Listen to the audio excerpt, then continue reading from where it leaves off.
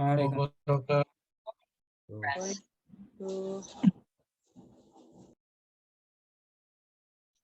Gimana nih tarawih pertamanya nih? Alhamdulillah lancar.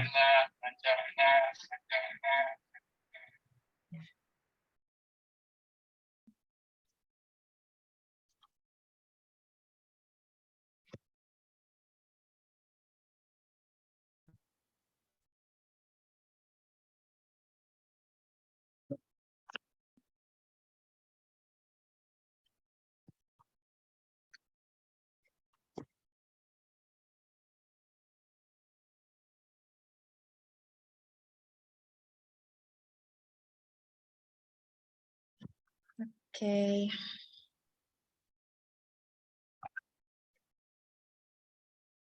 Suara sama masuk ya teman-teman semua Ustaz. Terdengar ya? Masuk. Oke. Bismillahirrahmanirrahim. Assalamualaikum warahmatullahi wabarakatuh semuanya. Waalaikumsalam. Ya, alhamdulillahirabbil alamin wassalatu wassalam ala asrofil anbiya wa mursalin wa ala alihi wa sahbihi ajmain amma ba'du. Allahumma sholli ala sayyidina Muhammad wa ala ali sayyidina Muhammad. Alhamdulillah alamin, senang banget ini kita bisa berkumpul nih di Ramadan pertama habis sholat tarawih, Masya Allah. Kalau di tempat sebelum kita mulai kita bincang-bincang dulu nih di tempat teman-teman tarawihnya berapa rakaat nih? Kalau di tempat sama 11 rakaat, kita mencari jalur yang ekspres dan hikmat ya. Jadi kita mencari jalur esensial. Kalau di Ustadz Bilal sama Ustadz Zul nih, tadi sholat berapa rakaat nih untuk tarawih nih kalau boleh tahu? 20 sama 20. Masya Allah. Kalau nih, geng. Zul mic-nya. Ya, Diana kebetulan 11. 11, oke. Kita berarti satu golongan nih Ustadz, 11. 11 dan 20 sama saja. 11 dan 20 sama saja ya. Oke, kita juga sapa ya teman-teman yang di Instagram. Assalamualaikum semuanya. Ya. Jadi saat ini kita pertama-tama kami mengucapkan terima kasih sebanyak-banyaknya buat kehadiran asatidz kita nih, ada Ustadz Zul dan Ustadz Bilal yang nanti insya Allah akan aku perkenalkan. Tapi di sini teman-teman ada dua ustadznya, di sini ada Ustadz Zul dan Ustadz Bilal. Dan Ustadz Zul ini singkat kita perkenalan, nanti sebelumnya aku bakal kenalin lebih lanjut. Ustadz Zul ini udah Masya Allah udah praktisi dan juga ekonomi syariah juga. Beliau sudah lama sekali di industri keuangan syariah. Dan latar belakang pendidikannya juga luar biasa nih Ustadz nih, salah satu ahli fikih juga Masya Allah. Dan sama Ustadz Bilal juga, beliau mengenyam pendidikan di Madinah ini Masya Allah. Nanti kita akan lebih kenal lagi di selanjutnya, dan terima kasih banget buat teman-teman yang udah berkenan untuk hadir, yang berkenan untuk daftar di acara Momalah Talk Show. Terima kasih teman-teman. Gitu ya. Jadi kita masuk aja kali ya. Oke, teman-teman semua, biar kita langsung mungkin ya ke perkenalan nih. Jadi sebelumnya saya udah ngobrol sekitar 3 menit ya, tapi saya lupa mengucapkan siapa nama saya. Jadi Assalamualaikum warahmatullahi wabarakatuh teman-teman. Nama aku Salma Rahadatul Aisyah Maulana Putri. Saat ini Salma lagi studi S2 di salah satu kampus untuk studi ekonomi syariah. Dan saat ini juga menjadi praktisi di salah satu institusi keuangan syariah di Indonesia. Jadi insya Allah nanti Muka Salma ini akan membersamai teman-teman semua selama 1 bulan ke depan, selama bulan Ramadan. Semoga tidak bosan ya. Nah, kita pembukaan dengan surat Al-Hujurat ayat 13. Dimana, hai manusia, sesungguhnya kami menciptakan kamu dari seorang laki-laki dan seorang perempuan, dan menjadikan kamu berbangsa-bangsa dan bersuku-suku, supaya kamu saling mengenal. Sesungguhnya orang yang paling mulia di antara kamu di sisi Allah, ialah orang yang paling takwa di antara kamu. Sesungguhnya Allah Maha Mengetahui lagi Maha Mengenai. Jadi hari ini gitu ya, surat ini menjadi salah satu surat yang menjadi giroh kita untuk berkumpul hari ini. Sebelumnya mungkin kita sapa dulu ya teman-teman, ini mungkin ada di seluruh Indonesia Raya nih, teman-teman yang ada di sini dari banyak suku-suku, dari kota macam-macam, bahkan mungkin bisa jadi ada yang streaming dari luar negeri nih mungkin ya. Kalau misalnya ada boleh nih disapa kitanya nih di komen di Instagram atau di Zoom-nya, kalau ada yang dari mana-mana aja boleh perkenalan biar kita tahu nih ada dari mana aja. Terus semoga dengan latar belakang kita yang berbeda-beda ini kita satu tujuan untuk sama-sama menimba ilmu yang bermanfaat di sini insya Allah. Oke. Kita bicara nih ya, ngapain sih, apa sih sebenarnya Muamalah Talk Show ini gitu ya.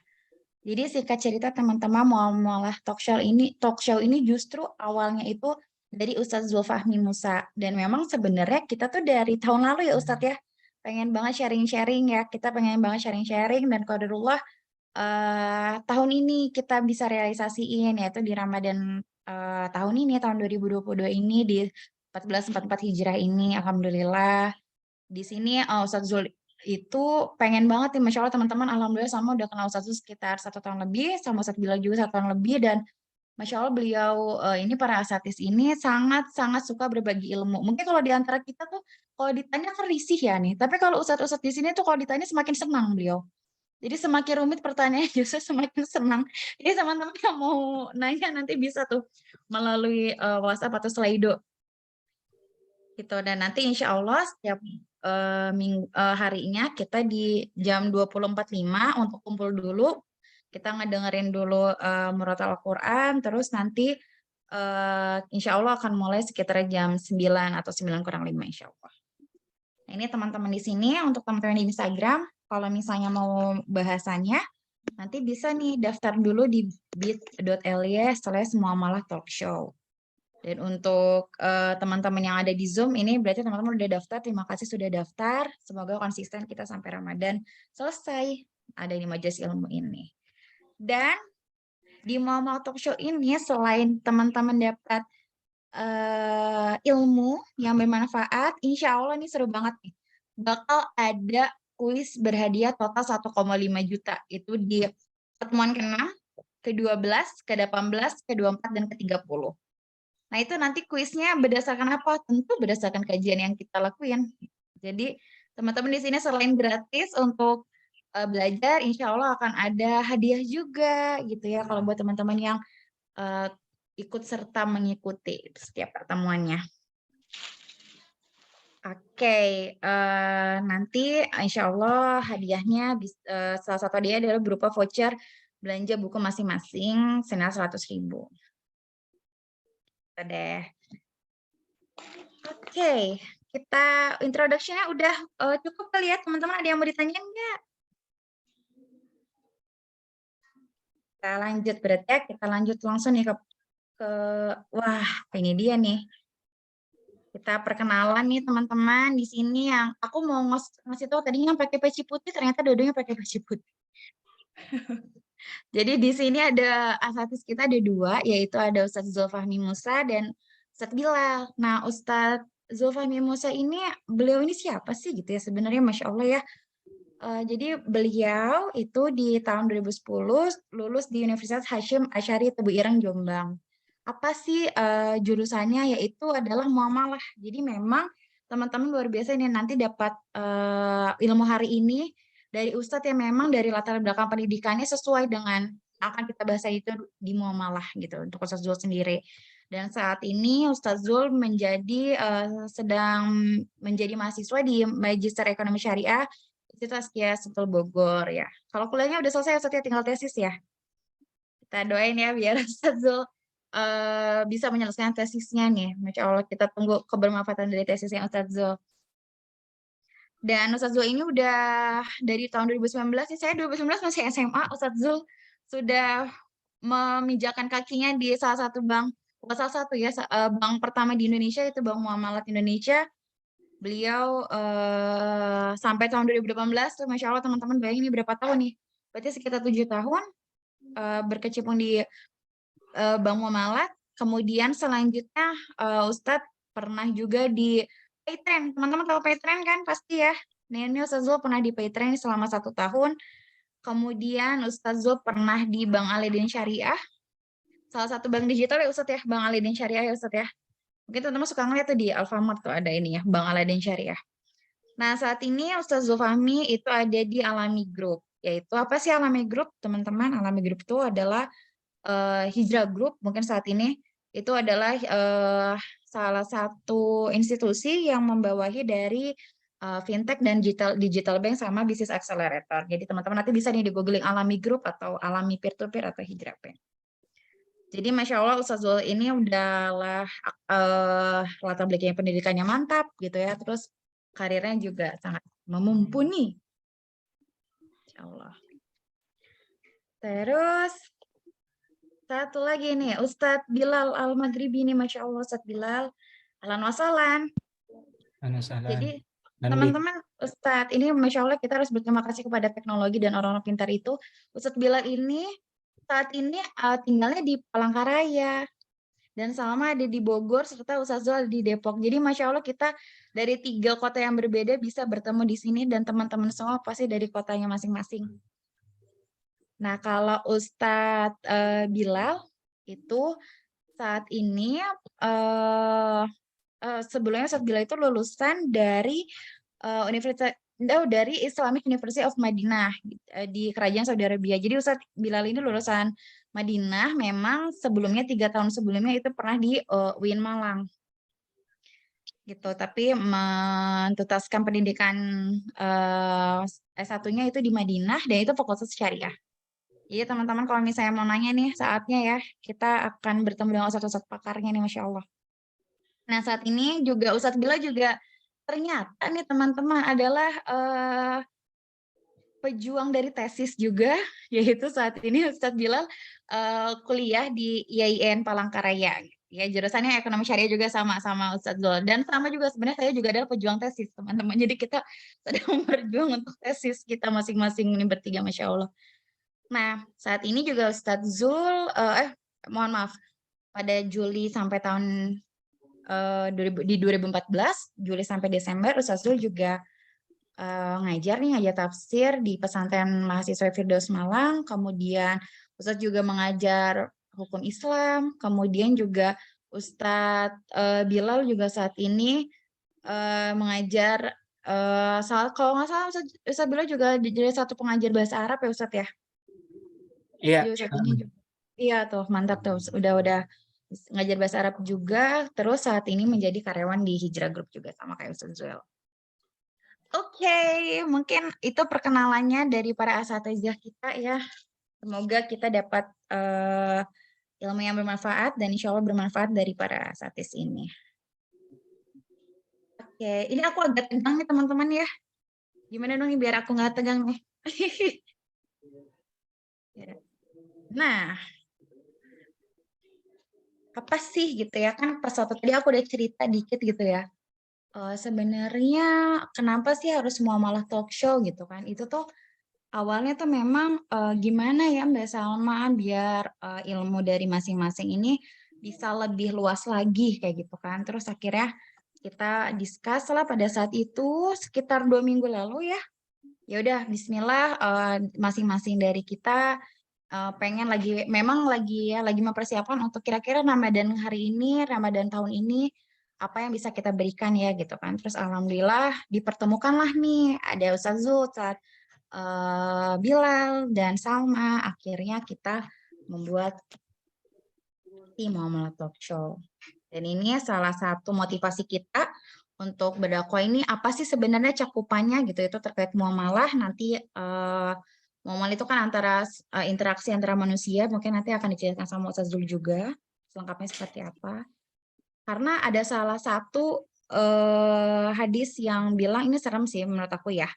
Akan datang suatu zaman di mana manusia tidak lagi peduli dari mana mereka mendapatkan harta.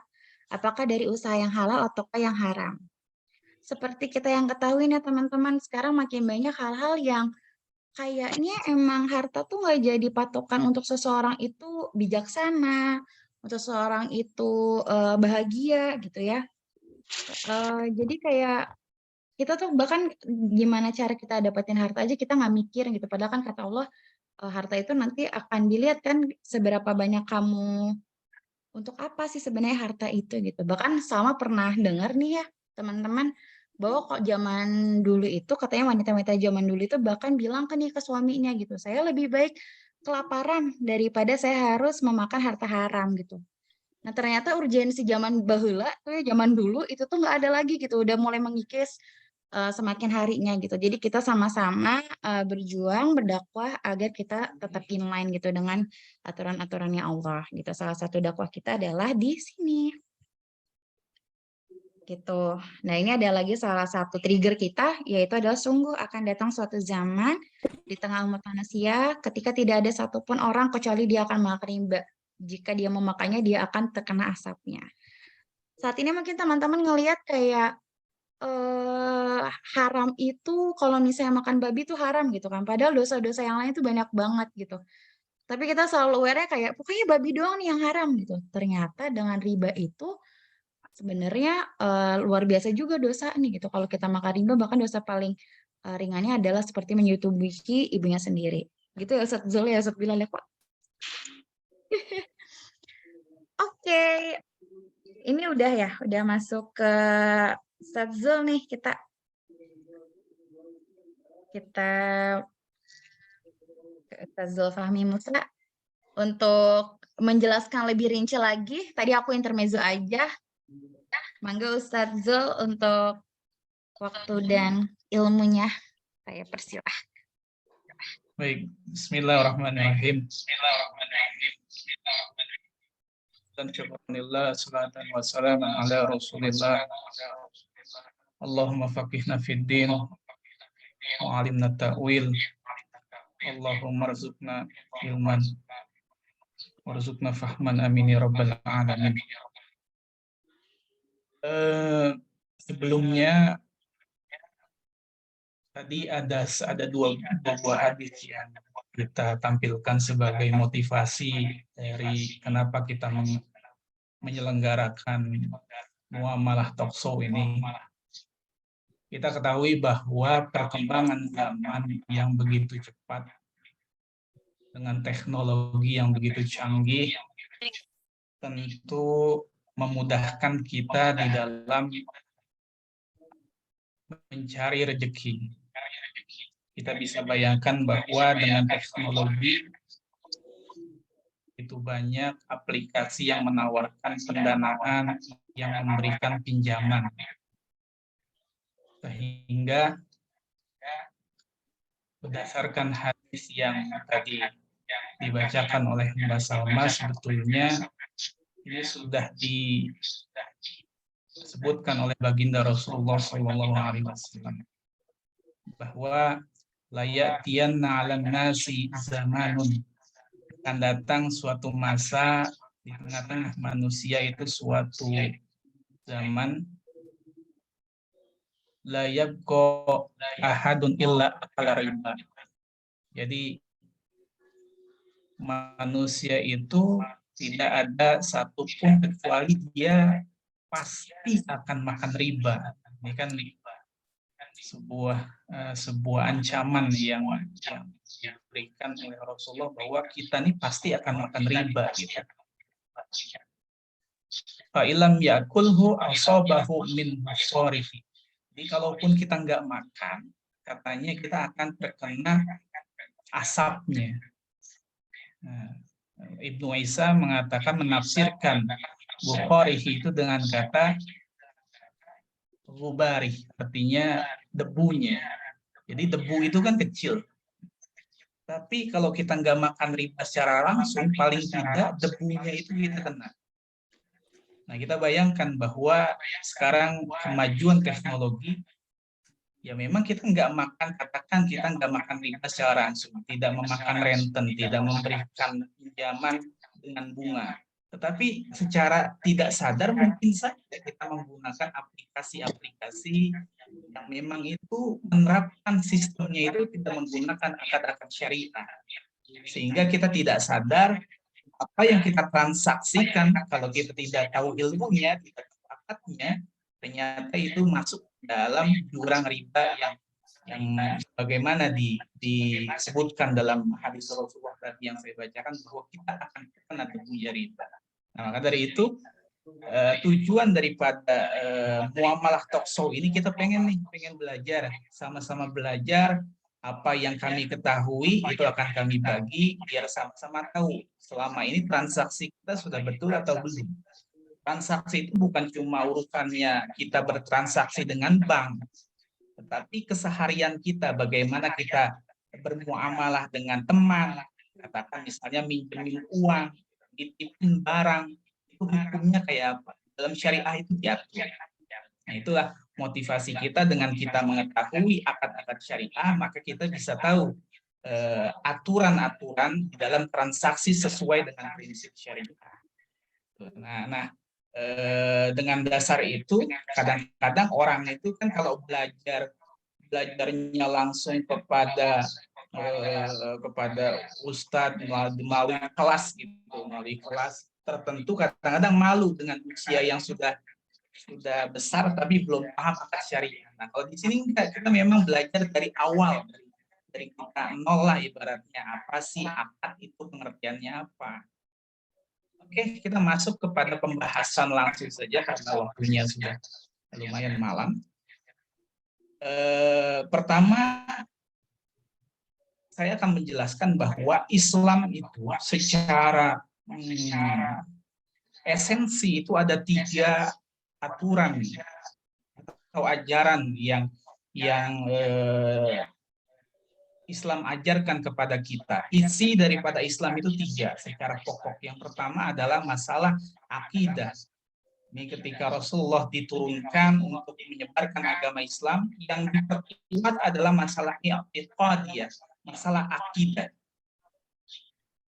Suaranya agak menggema. Ya, Mbak Salma. Ini karena di IG juga live, jadi mungkin agak lemah sebentar.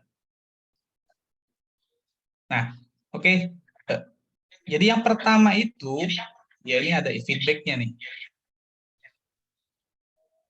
Gimana Mbak Salma? Ini ada yang harus di-mute nih.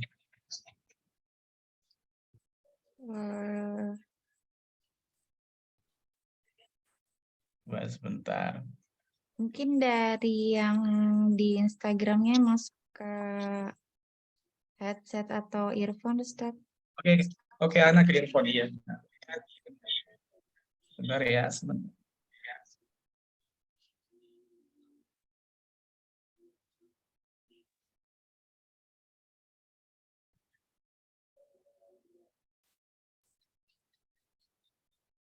Oke, sudah? Sudah? Di aku sudah aman. Oke, berarti dari saya. Mohon maaf. Jadi Islam itu yang pertama esensinya ada 3 intisari. Yang pertama masalah akidah, i'tiqadiyah, yang kedua syariah, dan yang ketiga akhlak. Nah, pada kesempatan kali ini kita akan bahas masalah syariah, di lingkup syariah. Nah, kalau kita berbicara syariah itu, syariah terbagi menjadi 2. Yang pertama masalah ibadah, yang kedua masalah muamalah. Nah, nanti kita akan lihat ibadah itu apa, muamalah itu apa.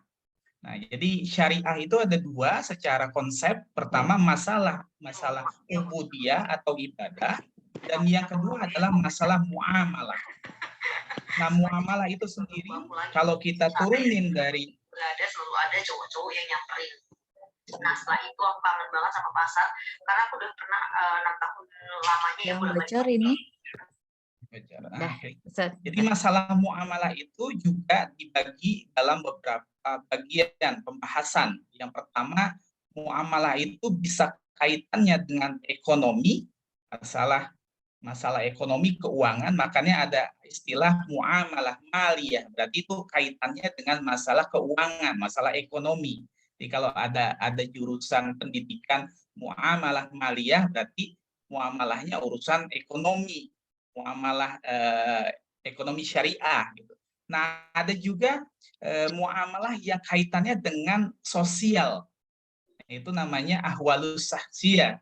Itu hubungan masalah sosial. Ada juga muamalah yang kaitannya dengan politik, siasah. Itu jadi muamalah itu kalau sebutannya muamalah itu padahal luas. Ada masalah keuangan, ekonomi atau muamalah maliyah, ada muamalah ahwalus sahsiyah, ada juga siasah. Jadi banyak muamalah itu luas gitu. Tapi karena ada penyempitan makna, kalau dengar muamalah kaitannya sama bank saja yang kita tahu, padahal kan ada nama bank muamalat tadi itu. Padahal muamalah itu luas karena muamalah itu membahas antara hubungan manusia dengan manusia. Itulah muamalah. Nah, kemudian kaitannya dengan muamalah yang sifatnya adalah maliyah atau ekonomi itu baru turunannya lagi kita bisa nanti bicara masalah perbankan. Nah, muncul nanti bank syariah, bank Islam, kemudian juga yang lainnya ada asuransi syariah, ada juga fintech syariah, leasing gadai syariah. Nah, itu kaitan dengan ekonomi syariah gitu. Muamalah yang kaitannya dengan ekonomi, muamalah maliyah. Kemudian lanjut Mas Salma, kita akan bedakan, kita mau tahu sebetulnya lingkup syariah ini tadi ada dua, ibadah dan muamalah. Ibadah itu apa? Nah, ini kita tahulah. Dengan ibadah itu adalah kaitannya antara hubungan dengan Allah, hubungan sang khalik dengan makhluk. Jadi sifatnya adalah vertical relationship. Jadi antara hubungan manusia dengan sang pencipta. Itulah ibadah.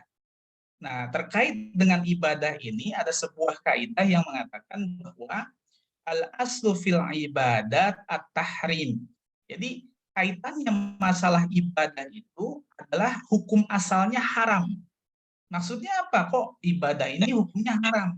Maksudnya adalah ibadah itu nggak bisa dibuat-buat, nggak bisa nggak bisa manusia itu menciptakan sendiri.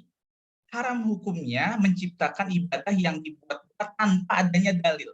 Jadi masalah ibadah itu harus ada dalilnya, ada perintahnya dalam Quran atau Sunnah. Itu masalah ibadah. Jadi ibadah tuh manusia nggak bisa melakukan inovasi. Beda sama muamalah. Kalau muamalah itu hubungan manusia dengan manusia. Kaidahnya sebaliknya daripada ibadah. Jadi kaidah di dalam kita bermuamalah, kaidahnya adalah al-aslu fil muamalati al-ibahah illa ayyadulla dalilun ila tahrimiha. Jadi asalnya kita bermuamalah, kita melakukan transaksi sesama manusia itu boleh. Kita boleh melakukan inovasi apapun. Kecuali ada dalil yang mengharamkan. Nah, jadi asalnya ibadah itu haram. Nggak boleh kita melakukan sesuatu ibadah kalau nggak ada dalilnya. Gitu. Nah, kalau muamalah, asalnya muamalah itu boleh, kecuali ada dalil yang mengharamkan. Jadi kalau urusannya muamalah, kita boleh melakukan apa saja. Kita mau melakukan transfer, kita mau melakukan jual beli, itu boleh asalnya. Kecuali ada dalil yang mengharamkan. Misalnya, jual beli apapun boleh, karena asalnya, kaidahnya, yang namanya muamalah itu boleh. Tetapi kalau jual beli kotoran, itu nggak boleh, dilarang karena ada dalil yang mengharamkan. Jual beli barang najis itu haram hukumnya. Jadi asalnya boleh karena dibatasi oleh hukum yang melarang, jadi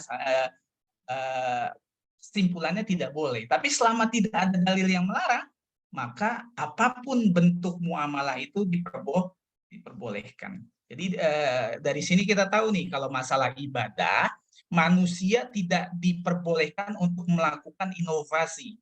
Manusia nggak boleh melakukan kreasi, menciptakan hal-hal yang baru yang padahal dalilnya nggak ada. Gitu. Kalau muamalah beda. Muamalah kita boleh melakukan apa saja selama memang dalil yang melarang itu nggak ada. Jadi kita bisa bedakan ya, ibadah itu kita nggak bisa berinovasi, sementara muamalah ini kita boleh berinovasi karena dasarnya adalah segala yang kita lakukan dalam muamalah itu boleh kecuali ada dalil yang mengharamkan. Katakan gini, kalau dulu yang namanya transaksi e-commerce itu ya nggak ada gitu.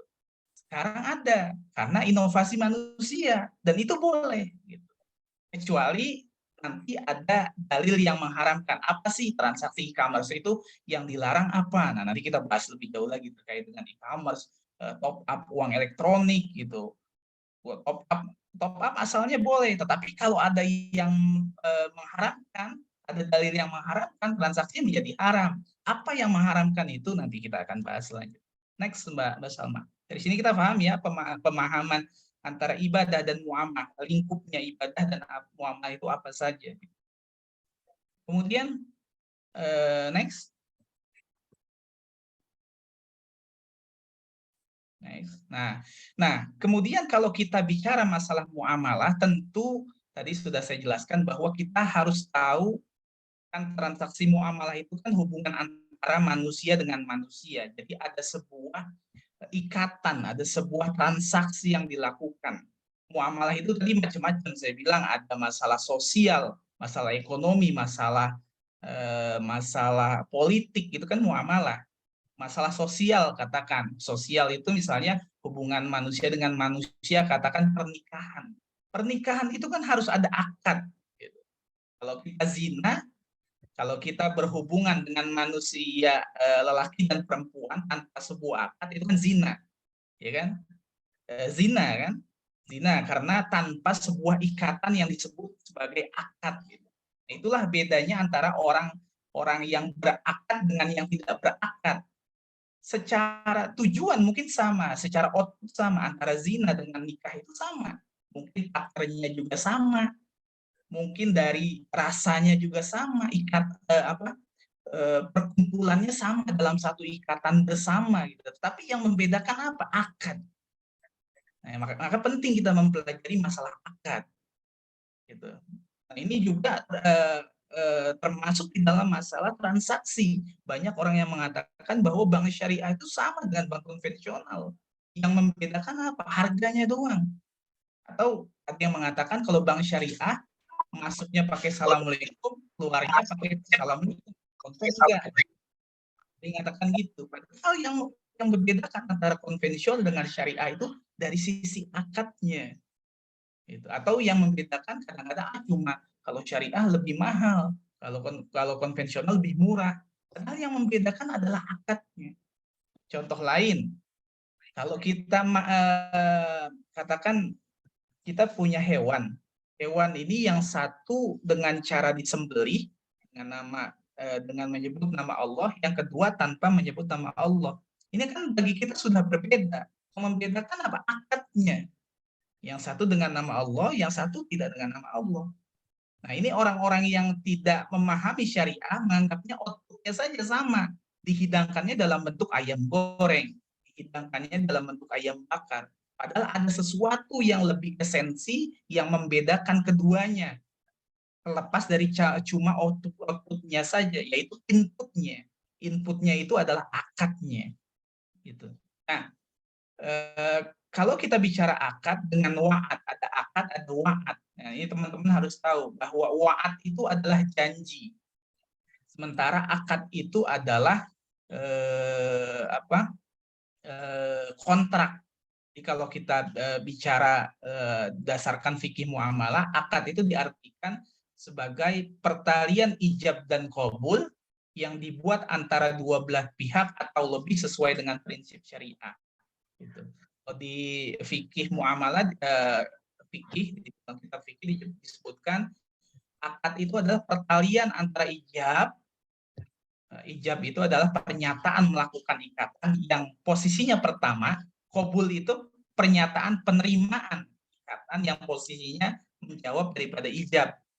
Itu. Jadi akad itu adalah ijab dan qabul sebetulnya.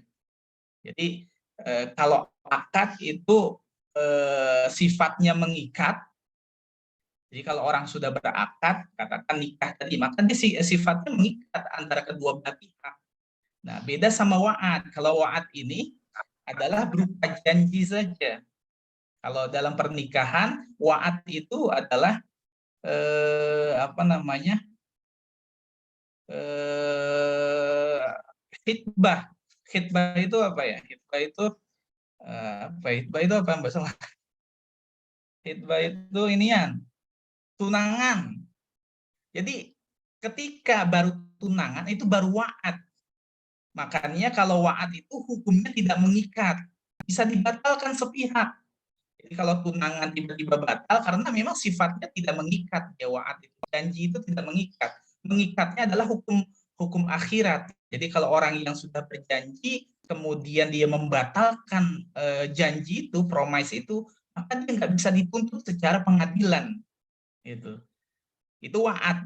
Wa'ad itu janji, promise. Jadi kalau orang berjanji, hukumnya tidak mengikat secara aturan regulasi peradilan di dunia.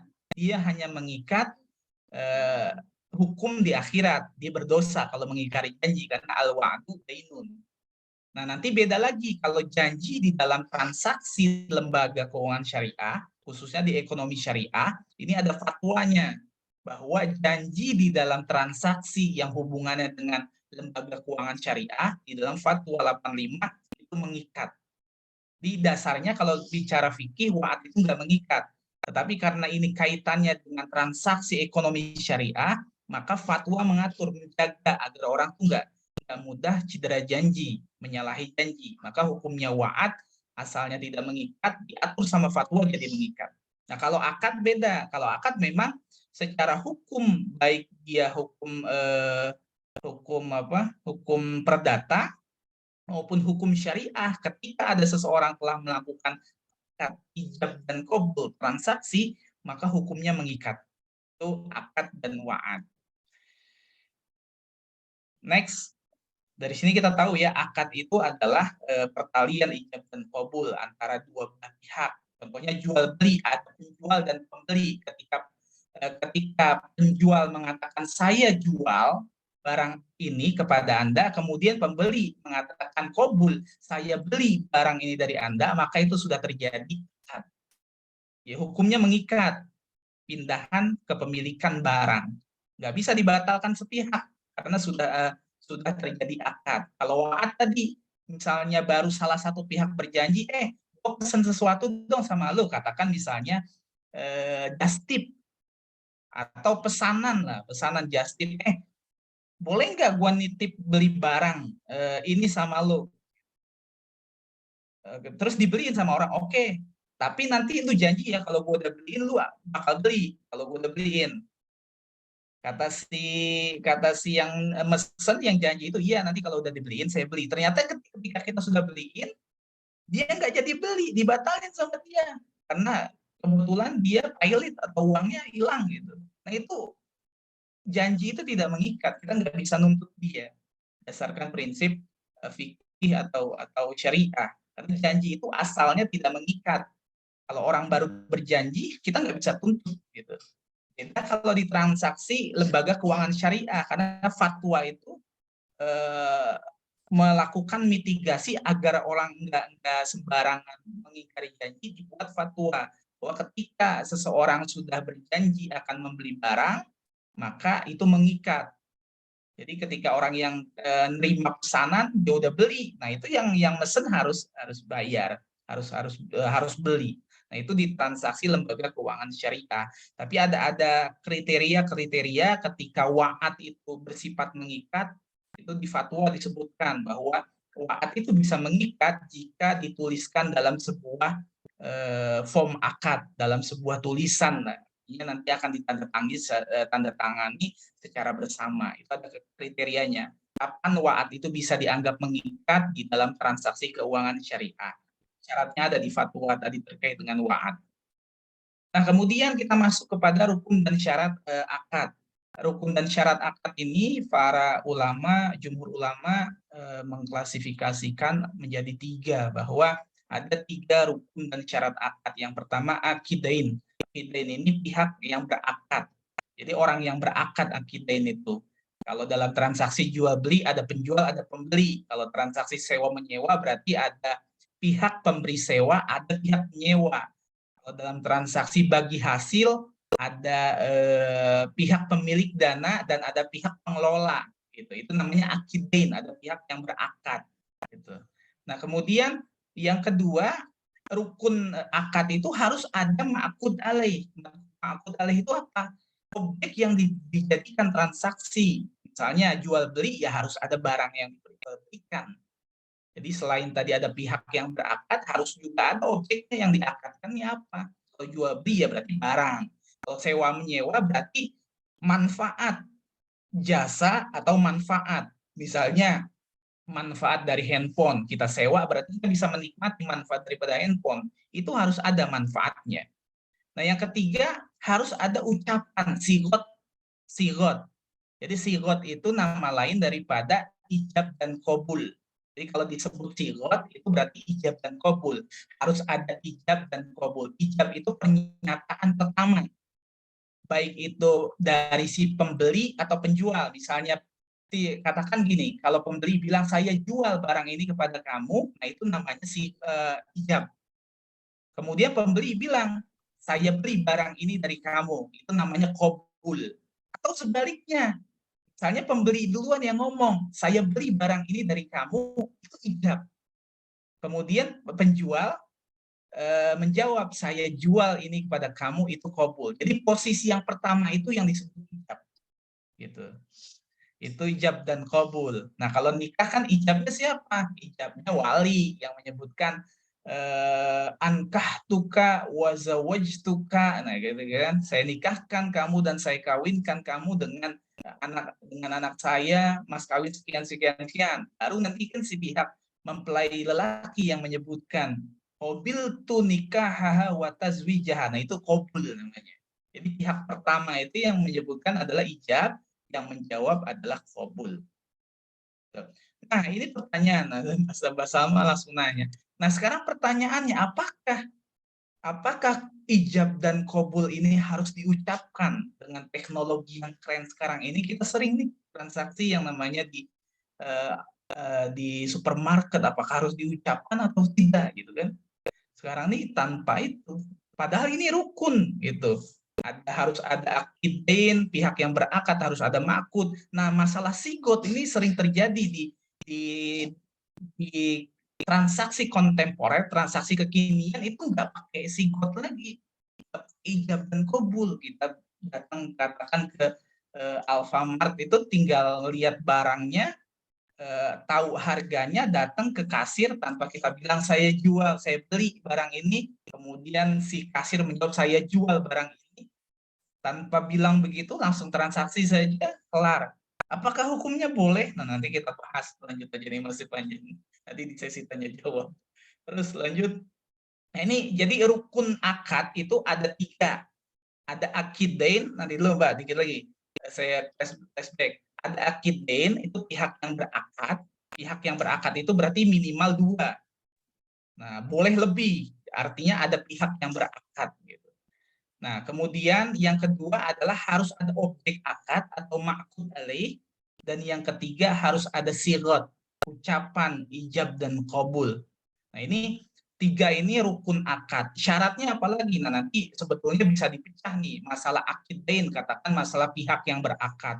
Nah, itu ulama banyak perbedaan pendapat bahwa pihak yang berakad itu harus balik, terus harus berakal.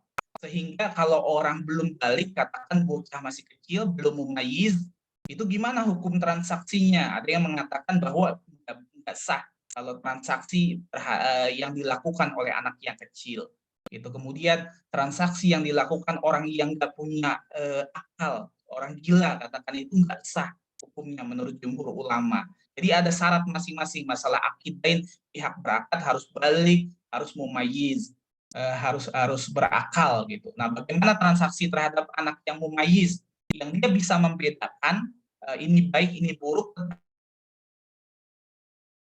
kembali sah atau tidak. Nah, ini para ulama juga berbeda pendapat. Ada yang mengatakan sah hukumnya jika memang transaksinya itu terhadap transaksi yang kecil, gitu, yang receh, yang muyassarah, yang kecil-kecil lah, bukan transaksi yang besar. Katakan misalnya dia transaksi melakukan perjanjian kepada bank, itu nggak sah. Tapi kalau misalnya beli permen yang kecil-kecil itu sah terhadap anak yang mumayyiz tadi itu. Nah, kemudian syarat ma'qud alaih, ada lagi syarat barang itu barangnya harus halal gitu kan. Nah, itu kaitannya dengan syarat gitu. Oke, kemudian sigot. Nah, ini terakhir. Sigot itu juga syaratnya ulama juga membahas masalah sigot itu.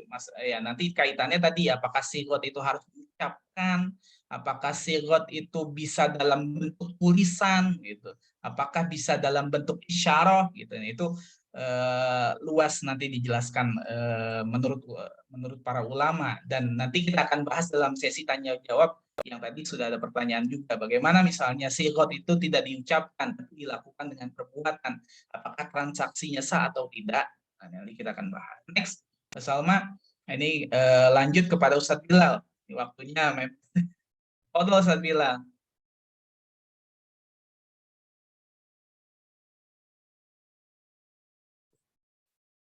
Ustadz Bilal.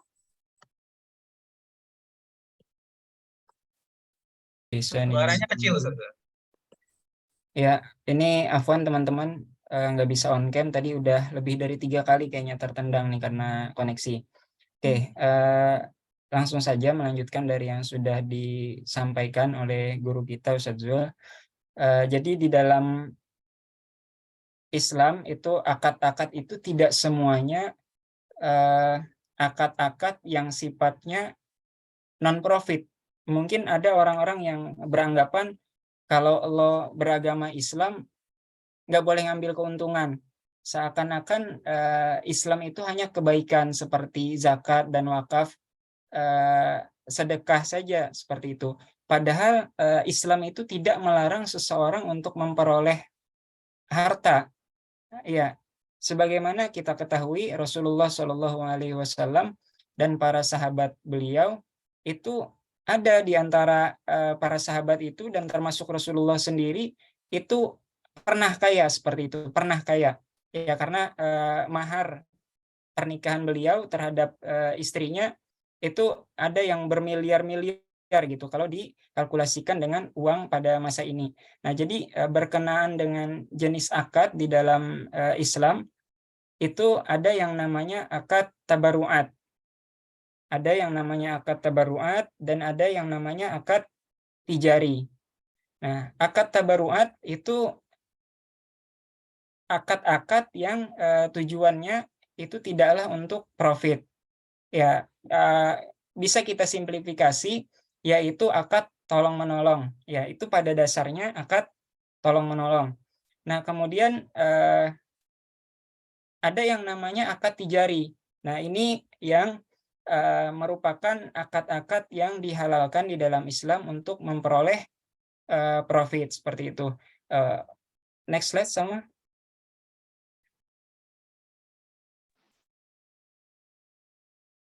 Oke, kemudian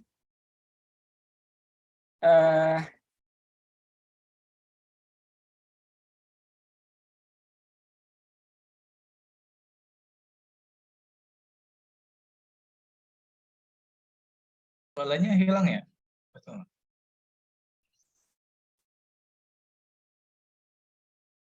rukun dan syaratnya. Nah, ada juga akad yang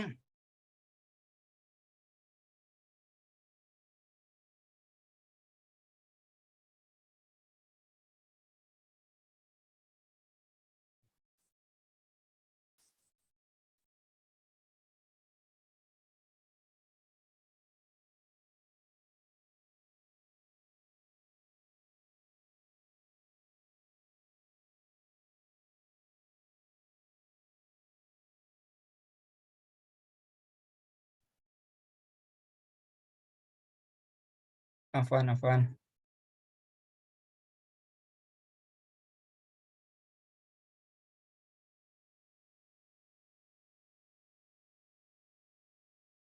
Afwan koneksi. Ya, jadi ada tadi sudah kita jelaskan ada akad yang sahih, yaitu akad-akad yang terpenuhi rukun dan syaratnya. Kemudian ada akad yang ghairu sahih, dan yang ghairu sahih ini terbagi lagi menjadi dua, yaitu akad yang disebut batil. Ini yang paling parah, akad batil, yaitu yang salah satu rukunnya tidak terpenuhi. Yang salah satu rukunnya tidak terpenuhi. Nah, contohnya kalau di dalam akad jual beli tadi sudah dijelaskan Ustadz Zul, misalnya ada akidain, ada dua orang yang berakad, ada penjualnya, ada pembeli, atau ada yang memesan jasa, ada yang memberikan jasa. Ini dalam hal ijaroh seperti itu, sewa menyewa, atau pemberian jasa. Nah, akidain selain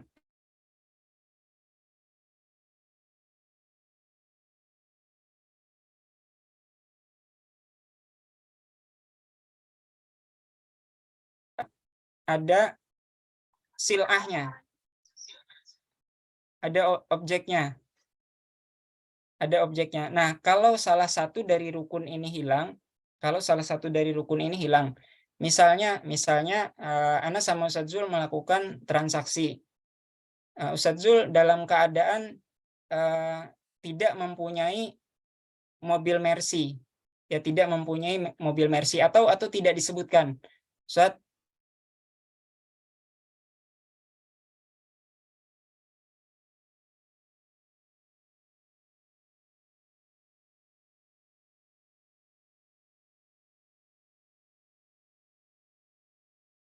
nah, yang seperti ini disebut batil. Yang seperti ini disebut batil. Akan tetapi yang salah satunya itu fasid, rukunnya terpenuhi, namun syarat tidak terpenuhi. Nah, jadi misalnya kalau pakai contoh yang tadi, Ustadz Zul sama Ana transaksi, misalnya ada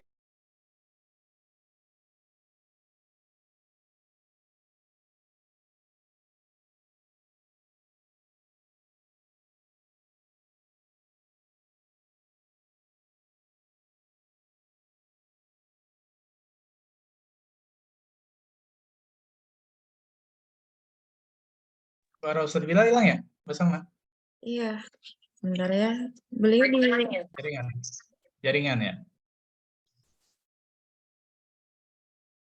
Masih ini. Boleh saya ini sedikit. Boleh Ustadz Tafadol. Boleh saya flashback dikit. Jadi akad itu ada jenisnya. Jadi yang pertama tadi yang sudah disampaikan Ustadz Bilal, jenis akad dilihat dari tujuannya ada dua. Pertama akad tabaruat, yang kedua akad tijari. Akad tabaruat itu adalah akad-akad yang tujuannya untuk sosial. Tidak boleh ada untung di dalam akad tabaruat. Jenisnya nanti di selanjutnya. Yang kedua akad tijari. Tijari ini adalah akad yang tujuannya untuk mencari untung memang. Nah, di syariah itu dibedakan. Kedua itu ada yang akad untuk mencari untung dan akad yang sosial. Kalau di konvensional nggak ada. Kalau di sistem ribawi yang namanya akad itu nyari untung semua. Gitu. Sementara kalau di syariah dibagi itu berdasarkan tujuan. Ada yang akad tujuannya memang untuk sosial. Nah, kalau sosial kita haram tuh, nggak boleh nyari untung. Bukan haram sih, tidak boleh. Meskipun ada nanti akad yang asalnya adalah akad sosial, tabaruat, kemudian ketika di dunia ekonomi itu berubah menjadi akad tijari yang boleh mengambil keuntungan. Nah, kalau akad tijari tadi emang akad ini adalah akad bisnis, akad investasi gitu. Jadi boleh mengambil keuntungan. Ustadz Bilal udah keluar suaranya?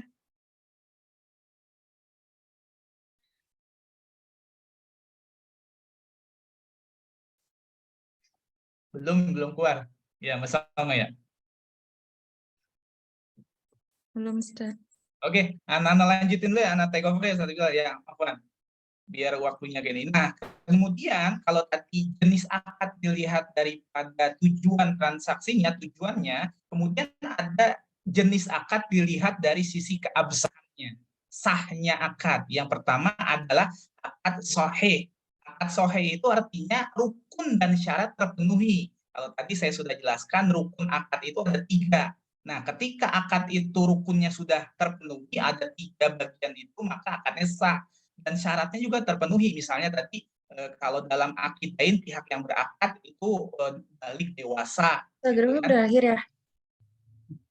Ya. Di Instagram berakhir, Ustaz. Oh iya iya. Ah, Gak apa-apa, lanjut aja di sini aja, fokus ke sini.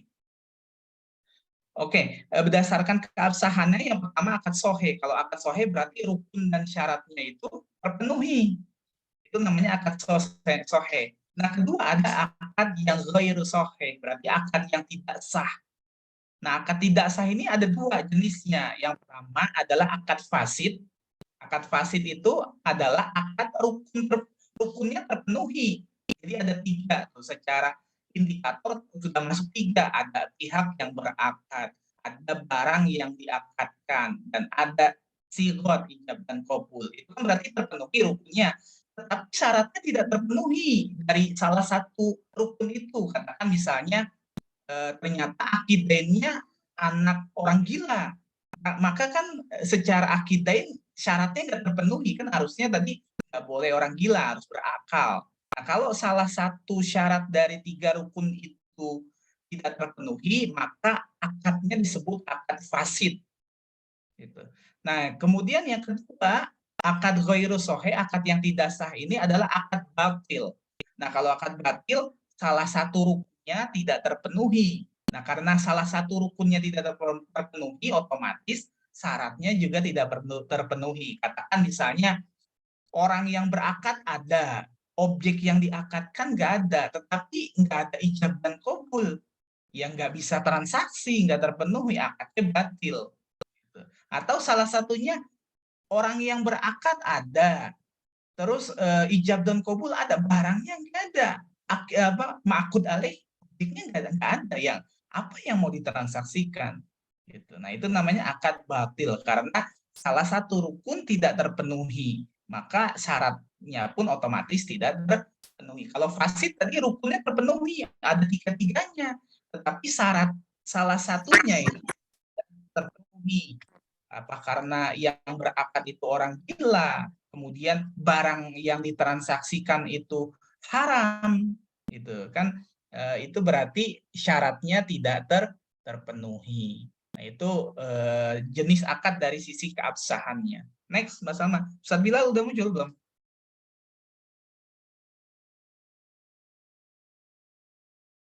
Ustaz Bilal, suaranya udah muncul? Alhamdulillah, Assalamualaikum. Ini masalah jaringan. Oke, kita lanjut aja. Nah, nih tadi di awal sudah disebutkan bahwa akad dari sisi tujuannya itu ada 2. Ada akad tadaruat, itu akad yang tujuannya adalah sosial. Yang kedua, atau sosial kontrak. Yang kedua adalah akad tijari. Akad tijari ini akad bisnis. Dari kata tijari itu, tujar itu kan jual bisnis, jual beli gitu kan. Nah, ini akad-akad bisnis lah. Nah, akad tabaruat jenisnya apa saja? Nah, ini jenis-jenis akad tabaruat, akad sosial, ada akad qard.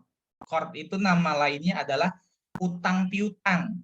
Jadi misalnya Mbak Salma minjem uang ke saya nih. Mbak Salma minjem uang ke saya 100.000. Maka karena ini akad sosial yang nggak boleh ada keuntungan, ketika Mbak Salma balikin uang, itu harus 100.000, nggak boleh 101.000, nggak boleh.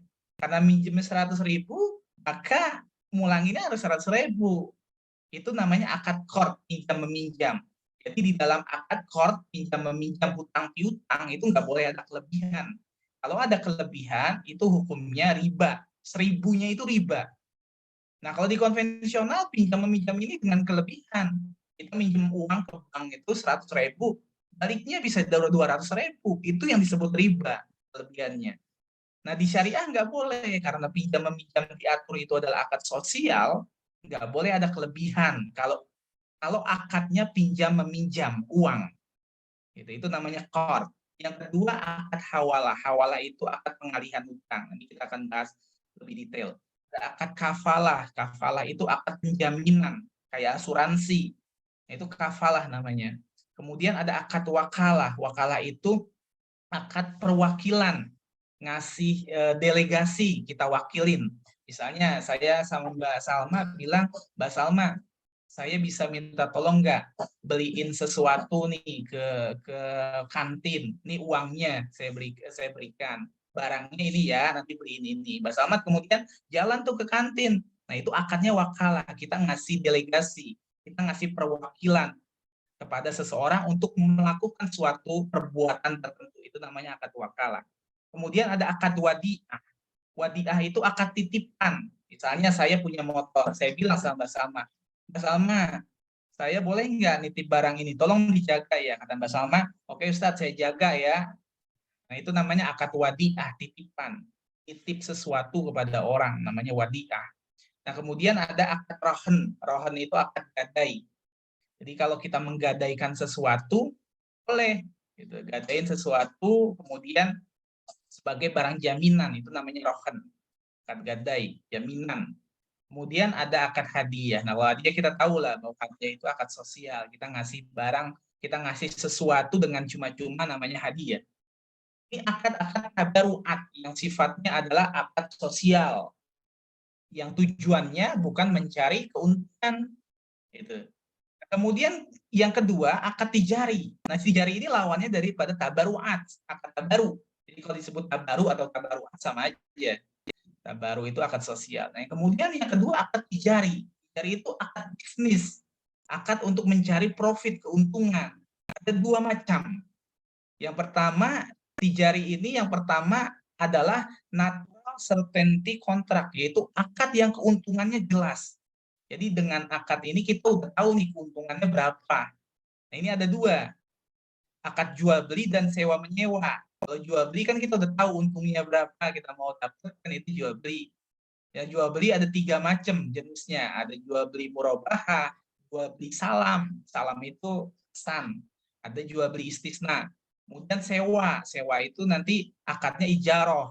Gitu. Nanti kita bahas lebih detail lah, detail akad-akad ini. Kemudian yang kedua ada natural uncertainty contract. Jadi akad yang keuntungannya nggak jelas gitu. Kalau yang tadi akadnya keuntungannya jelas seperti jual beli, nah yang kedua akad bisnis yang kedua keuntungannya nggak jelas. Sistemnya bagaimana? Bagi hasil. Ada 2 jenis akad, yaitu akad mudharabah dan musyarakah. Mudharabah itu akad kerjasama, ini sama-sama kerjasama nih. Bagi hasil ini kan kerjasama, berarti kan ada 2 pihak yang bekerja sama. Kalau mudharabah itu nanti ada pihak penyedia dana, yang punya dana investor, ada pihak yang ngelola. Itu mudharabah namanya. Kerjasama, tetapi yang satu punya dana, yang satu cuma skill, itu namanya mudharabah. Yang kedua, akad musyarakah. Nah, musyarakah itu artinya dari kata serikat, syarik. Berarti dua-duanya punya dana dan sama-sama menjalankan usaha itu, namanya musyarakah. Nah, dari sini kita paham bahwa akad tabaruat macamnya ini ada qol, hawalah, dan lain seterusnya. Kemudian kalau tijari itu ada yang keuntungannya jelas, itu diantaranya jual beli dan sewa menyewa. Kalau yang keuntungannya tidak jelas, maksudnya tidak jelas itu adalah keuntungan itu ya berdasarkan pendapatan hasilnya gitu. Kalau misalnya berhasil, maka kita bagi untung, kalau rugi ya kita bagi rugi. Nah, itu yang menjadi dasar bank syariah, bank bagi hasil, karena yang dibagi berdasarkan hasil. Kalau hasil untung berarti untung yang kita bagi. Tapi kalau rugi kita dalam usaha, maka kita bagi rugi. Namanya profit and loss sharing. Next. Masih di mute? Oke. Udah, alhamdulillah. Amin. Tinggal tanya jawab aja. Ini udah jam 10 juga. Ya udah jam 10 nih. Sejauh ini ada 2 pertanyaan Ustadz di Boleh. Zoom. Qadarullah, untuk yang di Instagram kita terputus. Kita evaluasi. Oke. Langsung ke tanya jawab. Ustaz Bilal masih suaranya masih muncul atau belum nih? Ada lagi Zat. kendala jaringan katanya. Udah ada ya Ustadz Bilal ya. Oke. Oke. Langsung ke pertanyaan kali ya, ke teknis. Lebih enak sebetulnya tanya jawab itu. Tapi paling tidak dengan pemaparan yang kita berikan, teman-teman udah kegambar. Jadi materinya juga kita berikan. Insya Allah nanti di next meeting kita akan lebih banyak lagi untuk transaksi-transaksi yang langsung. Oke, dari Mas Arya Ustadz. terkait perjanjian kerja antara perusahaan dengan karyawan. Hukum halal haramnya bagaimana ya Ustadz? Salah satu pemuka agama ada yang menyampaikan bentuk tersebut masihlah haram. Mohon arahannya Ustadz. Ya. Perjanjian kerjasama antara pekerja, karyawan dengan perusahaan, itu akadnya apa? Yang pertama saya jawab akadnya tergantung daripada kriterianya. Umumnya akad antara karyawan dengan perusahaan adalah akad sewa atau jasa. Jadi akad kalau di dalam fikih muamalah namanya akad ijarah, sewa jasa, di mana perusahaan itu bertindak sebagai penyewa jasa, dan karyawan itu adalah pemberi jasa. Karena kan kita sebagai karyawan memberikan jasa. Yang kita tawarkan itu jasa, jual beli jasa. Jadi akadnya adalah ijarah. Nah, ijarah itu nanti kita akan bahas lebih detail. Akad ijarah kita akan bahas ada nanti di masing-masing akadnya. Kita akan bahas juga akad ijarah. Nah, akad ijarah itu ada kriteria tertentu dan diatur di dalam fatwa Dewan Syariah Nasional juga. Dewan Syariah Nasional Majelis Ulama Indonesia khusus akad ijarah. Yang pertama, terkait dengan ujroh itu fee. Jadi ijarah itu kan sewa jasa, berarti ada fee-nya kan. Nah, fee kita itu gaji. Dalam hubungan kerja sama industri itu ya gaji itu fee. Namanya ujroh. Ujroh itu harus jelas. Gitu. Jadi akadnya ijarah, nggak haram. Kalau memang mengikuti ketentuan syariah. Yang pertama ujroh itu harus jelas. Jadi kalau kita digaji, maka gajinya berapa itu harus jelas, disepakati di awal antara perusahaan dengan pekerja. Itu kan biasanya offering letter, ketika kita kerja ada offering letter tuh. Ketika tanda tangan, itu kita harus sudah deal dengan ujroh yang disepakati. Kalau misalnya belum deal, ya kita bisa tawar-menawar, karena ini masih proses jual beli jasa di awal. Tapi kalau kita sudah tanda tangan kontrak, maka kita sudah sepakat dengan ujroh yang ditetapkan. Maka ujroh itu sifatnya harus jelas, tidak boleh ada ketidakpastian, gharar namanya. Harus jelas. Kalau sudah jelas dan sama-sama sepakat, berarti itu sah hukumnya. Nah, kemudian pekerjaan itu harus jelas. Jadi selain tadi ujrohnya harus jelas, pekerjaannya harus jelas, jasanya apa yang diberikan. Itu yang pertama. Misalnya ya kita misalnya sebagai customer service kan ada job desk-nya tuh. Ada job desk katakan. Nah, itu pekerjaannya jelas, yang ditawarkan apa saja jelas. Ada job desk-nya. Nah, kemudian selain itu, selain pekerjaan harus jelas, waktunya harus jelas. Kapan kita kerjanya, berapa lama kita kerja. Katakan dari jam 8 sampai jam 5 sore. Itu jelas waktu. Nggak boleh nggak jelas. Harus jelas. Dari jam berapa sampai jam berapa. Itu syarat akad ijarah. Gitu. Nah, bagaimana misalnya lebih? Nah, ini kan masuknya overtime. Berarti di luar daripada waktu akad. Nah, kalau overtime nanti diatur dalam perusahaan tuh, aturannya gimana? Apakah mendapatkan kompensasi atau tidak? Tetapi di dalam akad ijarah itu harus jelas waktunya berapa lama kita bekerja. Jadi tidak haram. Akadnya adalah akad sewa menyewa jasa antara perusahaan dengan karyawan. Yang haram itu harus di-split dulu, harus dilihat gambarannya di mana titik haramnya. Kalau menurut salah satu asatidz, haram itu haramnya di mana? Karena ini saya cuma menggambarkan berdasarkan global saja, akad umumnya antara perusahaan dengan karyawan itu adalah sewa jasa atau ijarah, bai'ul manfaah. Jadi ijarah itu pengertiannya adalah bai'ul manfaah, jual beli jasa. Wallahu a'lam. Ustaz Bilal ada mau tambahin? Ya, sedikit aja, Ustaz. Tadi ketika dipertanyakan terkait perjanjian kerjasama dengan perusahaan, itu disebutkan ada yang mengharamkan seperti itu. Nah, tadi teman-teman sudah belajar dari materi yang dijelaskan sama Ustaz Zul di awal, bahwa di dalam muamalah itu, di dalam Islam secara umum ada kaidah, khususnya di muamalah, al-aslu fil muamalat al-ibahah. Asal di dalam urusan muamalat itu adalah dibolehkan. Nah, maka tatkala teman-teman dikatakan transaksi yang teman-teman jalani atau apapun itu haram, tanyain sebabnya haram kenapa gitu. tanyain ke dia, karena asalnya dari muamalat itu halal, dibolehkan. Nah, justru yang mengharam-haramkan ini yang ditanyain, dalilnya apa, ilahnya apa, apakah ada riba di situ, apakah bisnis yang dijalankan haram atau apapun itu. Jadi karena hasil dari kajian malam ini, minimal teman-teman ingat asal dari muamalah itu dibolehkan. Nah, maka kalau ada orang-orang yang mengharamkan hal-hal yang teman-teman lakukan ataupun objek transaksi lain, coba teman-teman tanyakan kepada yang bilang haram itu, apa sebabnya dia mengharamkan itu. Itu aja tambahannya. Lanjut Mas Salma. Oke, jazakumullah khair Ustadz Zul dan Ustadz Bilal. Untuk Mas Arya, kalau misalnya memang belum clear pertanyaannya boleh disambung ya di kolom chat. Oke, kemudian ada dari Mas Amin. Izin bertanya Mbak Amin. Ustadz, Mas Amin Alcantara. Ya. Ini Mas Amin dari mana nih kalau boleh tahu nih? Oke, izin bertanya Ustadz, bagaimana kalau ijab dan kabulnya tidak bersambut? Misalkan, seorang yang ingin berhutang datang ke seorang yang dermawan menyampaikan keinginan berhutangnya. Dan si dermawan pun mengabulkan, akan tetapi saat sigot, kabul si dermawan malah menjawab, aku berikan uang tersebut untukmu.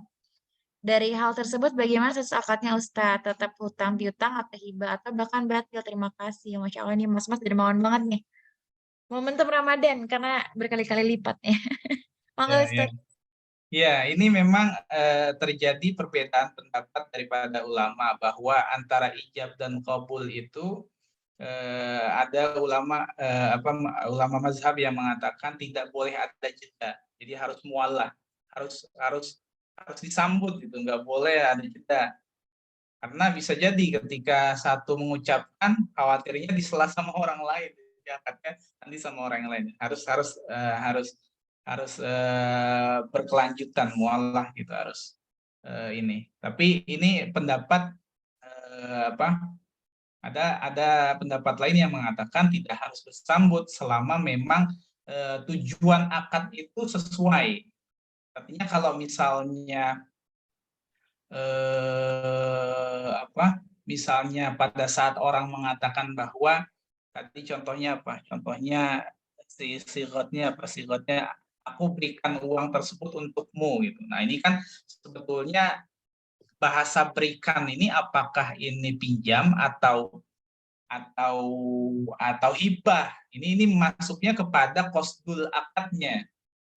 Ya, penafsirannya berikan ini hibah atau pinjam. Nah, ini kalau berdasarkan qawaidul fiqhiyah bahwa al aslu fil uqud lil maqasidi wal ma'ani, bahwa asalnya suatu akad itu berdasarkan tujuan dan maknanya. Tujuan dan maknanya lalil alfazi wal mabani, bukan dari kata-kata dan bukan dari rangkaian mabani itu ya rangkaian kata gitu. Jadi dalam satu akad yang dilihat adalah tujuannya. Tujuannya akad itu apa? Ini kan masalah tujuan, kembali pembahasan kepada niat. Niat itu al-umuru bimaqasidiha, bahwa setiap perkara itu dilihat dari tujuannya. Nah, kalau masalah niat ini tergantung, kalau di majelis hakim itu nanti yang dimenangkan adalah orang yang, karena kedudukannya orang yang minjam atau yang menghibahkan itu, katakan nih akadnya kan masih kontroversi, ucapan berikan itu antara hibah atau minjemin. Nah, ini kalau masuk ke pengadilan, itu yang dimenangkan adalah pihak yang memberikan, yang mengucapkan. Karena status hibah dengan status meminjamkan, yang lebih tinggi adalah pihak yang menghibahkan atau yang meminjamkan dibanding pihak yang menerima hibah atau meminjam.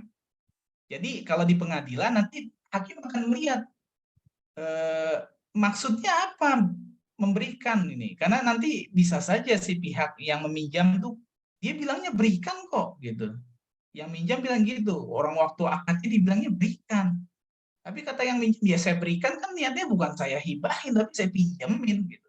Biasanya umumnya berdasarkan kaidah itu yang dimenangkan adalah pihak yang memberikan itu.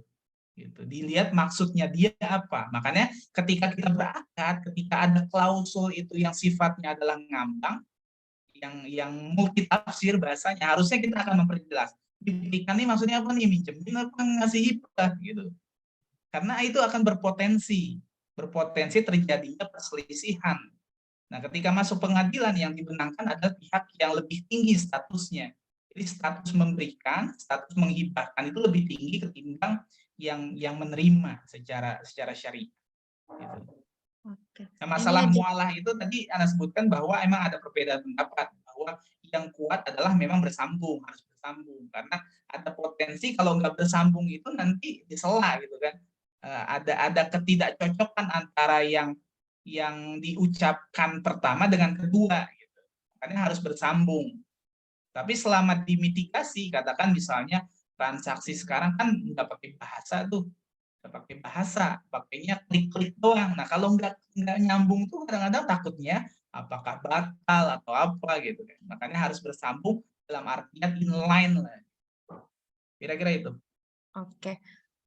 Mas Amin kalau mau open mic boleh nih. Jadi berarti kalaupun memang kondisinya seperti itu, selagi baiknya memang disambung dari sisi sigotnya ya Ustadz ya? Ya, karena kalau nggak nyambung, khawatir nggak inline. Jadi kayak tadi, saya berikan ini maksudnya adalah minjemin kan gitu. Maksudnya minjemin, bukan yang ngasih hibah. Tapi dia kobulnya ternyata hibah. Padahal yang satu itu minjemin niatnya. Jadi kalau nggak mualah tuh khawatirnya kayak gitu. Nggak inline antara ijab dan kobul. Tapi kalau misalnya langsung disambut kan inline ketahuan. Kalau memang kondisinya ternyata si yang akan meminjamkan itu memang bersikeras untuk memberikan, kita harus gimana sikapnya nih Ustadz sebagai yang tadinya niatnya meminjam Ustadz? Gimana? Misalnya memang yang ingin meminjamkan uang tersebut bersikeras untuk untuk memberikan secara hibah Ustadz. Ya kalau hibah kan nggak masalah, orang diterima pasti nerima. Yang jadi masalah kalau Oke. yang memberi ternyata niatnya minjemin, yang nerima itu ternyata nangkepnya ini dikasih, kan begitu yang jadi masalah. Yang minjemin itu niatnya bilangnya cuma berikan, padahal niatnya minjemin gitu. Bahasanya berikan doang, tetapi yang menerima ini anggapnya oh saya diberikan, dihibahkan. Nah, ketika masuk pengadilan karena tadi sigotnya nggak nyambung, itu yang dimenangkan adalah orang yang punya harta itu, karena tergantung kepada niat, tergantung kepada kosdu tadi, makosidnya. Nah, kalau masalah makosid masuk pengadilan yang dilihat adalah babnya adalah bab niat. Al-umuru bimaqasidiha. Nah, ini kan masalah niat. Nah, yang dimenangkan biasanya pihak yang memiliki barang itu karena statusnya lebih tinggi yang memberi daripada yang menerima secara syariah gitu. Berarti memang kalau misalnya memang posisi kita sebagai dermawannya juga harus di-clear ya. Udah Di-clearin. ini nggak usah dipinjam, saya memberikan saja untuk antum senilai sekian gitu ya.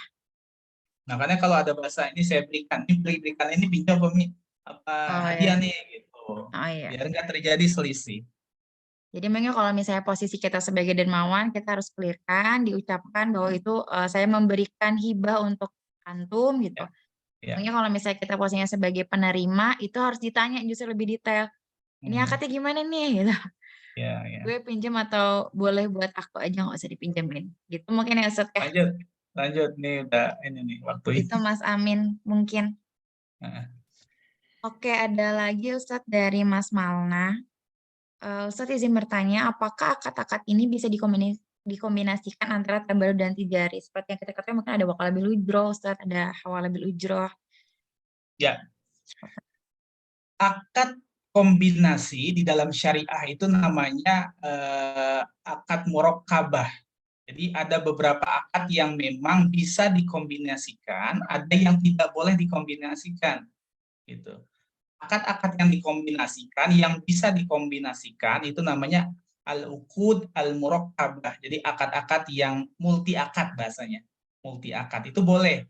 Tetapi akad tertentu saja, karena ada akad tertentu yang tidak boleh dikombinasikan. Contohnya, la yahillu bai'un wasalapun. Jadi tidak boleh ada akad jual beli dan akad pinjam meminjam yang dijadi satu. Nah, itu hadisnya ada. Jadi nggak semua akad itu boleh dikombinasikan. Nah, meskipun di dalam fatwa itu sudah banyak tuh fatwa DSN akad-akad murokabah, akad-akad yang multi akad gitu. Tetapi kalaupun ada yang dijadikan satu, jadi satu akad itu ya tentunya tidak boleh melanggar hadis-hadis yang seperti tadi saya sebutkan. Prinsipnya boleh buat akad-akad yang memang secara hadis itu dibolehkan. Contohnya kalau sekarang kan ada akad ijarah muntahiyah bitamlik. Nah, ijarah muntahiyah bitamlik itu kan gabungan akad, ada akad ijarah, ada akad jual beli, ada akad hibah gitu. Itu sewa beli namanya, itu akad murokabah, itu akad multi akad. Ada namanya akad musyarakah mutanaqisah. Nah, itu juga multi akad, ada akad musyarakah di dalamnya, terus ada akad sewanya dan akad jual beli. Itu 3 akad jadi satu. Itu namanya al-uqud al-murakkabah. Jadi prinsipnya akad tabaru boleh digabungkan dengan akad tijari, namun harus mengikuti ketentuan-ketentuan syariah. Kalau memang tidak ada hadis yang melarang, nggak masalah. Dan itu tidak bertentangan dengan tujuan akad gitu. Kalau misalnya bertentangan dengan antara akad satu dengan akad satu bertabrakan secara tujuan, itu nggak bisa. Misalnya akad hibah digabungkan satu dengan akad apa gitu, yang secara tujuannya itu berbeda, bertolak belakang, nggak bisa. Wakaf dengan hadiah gitu misalnya, kan ini bertolak belakang nih. Yang namanya wakaf berarti ya diwakafkan, nggak boleh dimiliki. Hadiah itu dimiliki, berpindah kepemilikan. Kalau digabungkan satu, bertolak belakang secara maqasid akad itu berbeda. Nah, itu nggak bisa digabungkan. Oke. Mungkin nanti Mas Malna bisa mengikuti kajian-kajian kita seterusnya nih, biar tahu karakteristik dari masing-masing akad dan produknya. Satu lagi nih Ustadz nih. Assalamualaikum. Bagaimana jika suatu perjanjian itu dirubah sepihak, seperti misalnya bunga KPR atau biaya admin dalam suatu kontrak leasing misalkan. Dalil dan hukumnya seperti apa Ustadz? Terima kasih. Ya. Jadi ada hadis mengatakan begini, al-muslimuna ala syurutihim. Jadi muslim itu terikat terhadap syarat-syarat yang mereka buat. Syarat-syarat itu maksudnya kontrak yang mereka buat. Jadi ketika kontrak itu sudah dibuat, maka ya mengikat perjanjian itu, nggak bisa dibatalkan secara sepihak. Gitu. Nggak bisa dibatalkan secara sepihak. Harus berdasarkan akadnya, dilihat akadnya. Kalau di dalam akadnya itu mengatakan begini, begini, ada syarat ketentuan kan di dalam akad itu, maka nggak bisa salah satu pihak itu mengikat menyalahi secara sepihak saja, merubah katakan, nggak bisa, harus sesuai dengan persetujuan para pihak gitu, nggak bisa sepihak. Nah, tapi yang jadi masalah nih, ada sedikit permasalahan seperti misalnya bunga KPR. Nah, kalau bunga KPR itu memang diharamkan secara syariah. Jadi kalau misalnya kita sudah berakad, nah yang jadi masalah kan begini, yang jadi masalah itu kita tahu bunga KPR itu haram, gitu. Kemudian kita sudah terlanjur punya KPR dengan ribawi. Yang pertanyaan kan yang jadi pertanyaan begini, apakah kita wajib membayar sesuatu yang haram atau kita nggak usah bayar yang haram karena itu haram gitu. Nah ini karena sering terjadi teman-teman yang baru hijrah mengatakan, wah saya punya KPR nih, bunga itu kan haram, maka saya cuma mau bayar ininya saja, bayar apa pokoknya saja, bunganya saya nggak mau bayar. Itu nggak bisa begitu. Nggak bisa begitu, teman-teman. Jadi kalau kita sudah terikat dengan satu ikatan dan itu sudah diakui dan terikat bukan cuma terhadap syariah saja, tetapi terikat juga dalam hukum perdata juga secara kenegaraan, maka kita tidak bisa mengambil kesimpulan hanya membayar pokoknya saja. Jadi kita bayar hutang kita. Gitu. Hutang kita semua kita lunasi semampu kita tinggalkan ribawi itu. Gitu. Jangan membahayakan diri kita sendiri, beranggapan bahwa ya karena ini riba saya nggak mau bayar utang ribanya. Padahal yang namanya hutang itu ya terikat gitu sampai kapanpun menjadi hutang kita. Maka bayar, segera lunasi hutang ribawi itu, kita pindah kepada sistem yang syariah yang tidak riba. Tapi jawabannya satu tadi, intinya bahwa yang namanya kontrak perjanjian baik di syariah ataupun di hukum negara itu tidak bisa dibatalkan secara sepihak, karena tadi yang sudah saya sebutkan bahwa akad itu mengikat kedua belah pihak yang berakad, yang berkontrak itu. Beda sama wa'ad. Kalau wa'ad itu mengikat pihak yang berjanji saja. Sementara pihak yang diberikan janji itu dia nggak mengikat, satu pihak saja. Allah alam. Oke. Gimana Mas Andi? Kira-kira sudah clear pertanyaannya dari sisi Ada tambahan sebentar sama terkait Boleh. ini pertanyaannya Mas Andi. Oke, sebenarnya sudah dijelaskan sama Ustadz Zul tadi kalau KPR-nya KPR ribawi menggunakan sistem konvensional yang bukan sistem syariah itu jelas itu diharamkan gitu, mau ada perubahan mau enggak berubah juga tetap haram gitu. Itu untuk yang sistem konvensional. Lalu bagaimana kalau yang sistem syariah ada perubahan? Nah, itu ada yang namanya akad al-ijarah muntahiyah bitamlik. Ijarah muntahiyah bitamlik atau akad lain MMQ, musyarakah mutanakisoh. Nah, di dalam fatwa sendiri itu kan disebutkan bahwa karena adanya ijarah di situ adanya sewa, dan sewa itu bisa direview ulang. Sewa itu bisa direview ulang. Jadi selama tadi misalnya menggunakan akad ijarah al-muntahiyah bitamlik, pemilikan rumah misalnya selama 3 tahun, dan di perjanjian itu, di perjanjian akad al-ijarah muntahiyah bitamlik itu, ijarah yang sewa yang berakhir dengan kepemilikan itu disebutkan di dalamnya biasanya diperbolehkan adanya review ujroh, adanya review sewa, dan itu memang diperbolehkan fatwa seperti itu. Jadi sangat memungkinkan untuk bank syariah mengubah ujroh seperti itu, untuk mengubah ujroh. Nah, itu karena memang dibolehkan fatwa juga. Mungkin Ustadz Zul bisa lebih perjelas lagi masalah ini, Ustadz. Ya, artinya begini, teman-teman, kalau misalnya mengajukan KPR, kita nggak bicara masalah syariah atau konvensional. Pastikan setiap klausul itu sudah dibaca dengan benar. Karena biasanya ada klausul sapu jagat. Bahasanya klausul sapu jagat yang mengatakan bahwa bank sewaktu-waktu boleh merubah harga sewa jika bla bla bla bla, katakan begitu.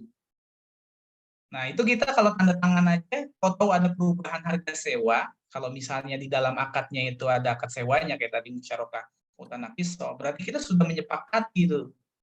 Tiba-tiba sewa itu dinaikkan oleh bank karena memang kondisi ekonomi katakan resesi gitu, sehingga dia merubah sewanya. Padahal kita merasa kok enggak, ini sepihak gitu. Padahal enggak. Di dalam klausul akad yang di awal kita buat itu ada klausul itu. Makanya ketika kita berakad itu harus membaca betul-betul, jangan cuma kita skip aja, cuma tanda tangan ataupun paraf saja kemudian tanda tangan selesai. Padahal ada, setiap klausul itu ada tujuannya. Jadi umumnya baik di konvensional atau syariah itu ada klausul yang memang meminta persetujuan terhadap nasabah untuk satu perbuatan tertentu.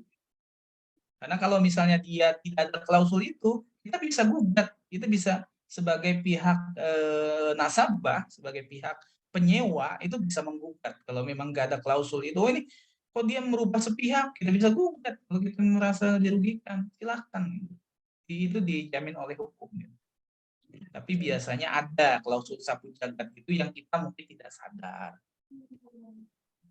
Jadi kita harus lebih membaca lagi nih, jangan berpatokan pada, kan kalau di Bima ada sign here gitu, kayak tinggal ditanda tangan di situ aja. Sisanya kita langsung dilewatkan. Jadi mungkin catatan buat kita agar lebih membaca dan lebih hati-hati lagi dalam membaca akad. Udah 10:30, Mbak Salma. Iya, Masya Allah nih, dan ini luar biasa masih bertahan 28 peserta. Masya Allah, jazakumullah khairan teman-teman semua atas bertahan dan setianya nih untuk mendengarkan ilmu dari Ustaz Zul dan Ustaz Bilal. Untuk hari ini kita sudahin aja mungkin ya Ustaz Zul, Ustaz Bilal ya. Ya, cukup. Ya, jazakumullah khairan untuk Ustaz Zul sama Ustaz Bilal atas ilmunya dan waktunya. Terima kasih juga teman-teman sudah berpartisipasi dan sudah setia sampai saat ini. Alhamdulillah saat ini ada 4 pertanyaan dan insya Allah nanti untuk materi esok kita share besok kali ya Ustaz, ininya temanya apa. Jadi nanti tetap di grup aja untuk update-update-nya dan jangan lupa untuk share ke teman-teman peserta semua yang ada di sini.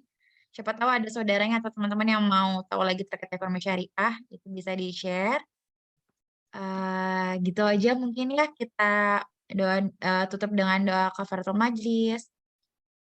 Subhanallahumma bihamdika Asyhadu an la ilaha illa anta astaghfiruka wa atubu ilaik. Jazakumullah khairan kasiran. Semangat puasanya hari pertama, insya Allah kita bisa menyelesaikan besok tidak sampai 10:30. Ini luar biasa antusiasnya. Dan kita tutup. Assalamualaikum warahmatullahi wabarakatuh. Waalaikumsalam warahmatullahi wabarakatuh. Makasih semua. Terima kasih semuanya. Semuanya. Terima kasih Ustaz.